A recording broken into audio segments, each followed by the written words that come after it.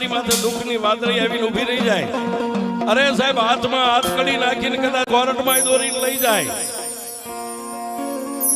ત્યારે કદાચ રાતના 12 વાગે જેલની માલપા બેઠા બેઠા એમ જો કે મારી કંથેર વાળી મેલડી, આમાં હું કઈ જાણતો નથી.